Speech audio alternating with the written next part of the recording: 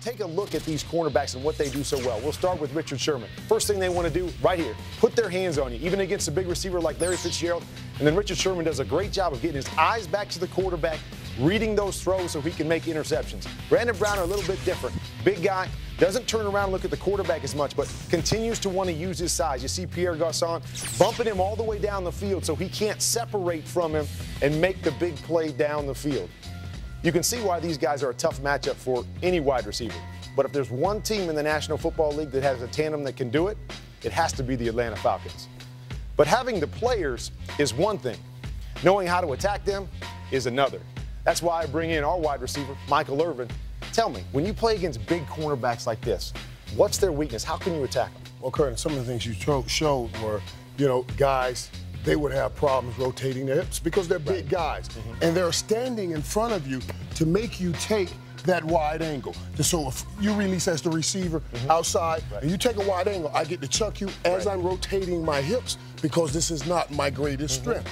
I'm going to try to attack your hips right now, not down the field. So I know if you're having problems turning your hips, Julio Jones today will attack their hips early. He's not going to take this long route to let you chuck.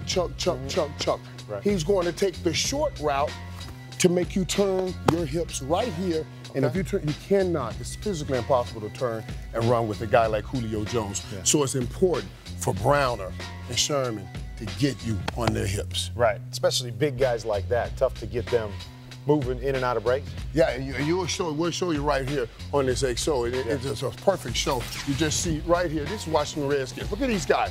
You see how they're pressing? Now these guys have the hips, they still having hip problems. Can't turn and come out of that break. Look here again, here it is, simple routes. This is just a pump and go, stop and go. You can't stop and go. These big guys, they have hip issues. You have to attack those hip issues and not allow them to play with their strength, which is this, and open my hips up slowly. To be able to get those big bodies to stop and get going again. But we know in this game there's going to be one-on-one matchups between Julio, Roddy, and these two corners. But I still think the best way to attack this Seattle defense is by scheming them, which is something that Atlanta does extremely well. You look here, when you get him in stacked positions, that always forces Richard Sherman to play off. And now he can't use that size. You've got space. You got a crossing route right here. RG3 misses that throw, but a lot of space there. Now, when we rewind it here, we're going to look at the other side. And Browner, you put him down in the slot. Now you have a two-way go. So it's the hips that you're talking about. You have a chance to attack inside, get the hips moving, and then separate on the outside. See how they can scheme him by tightening him up or stacking him. Here, we get him into a bunch, so we get Sherman and Browner on the same side of the field.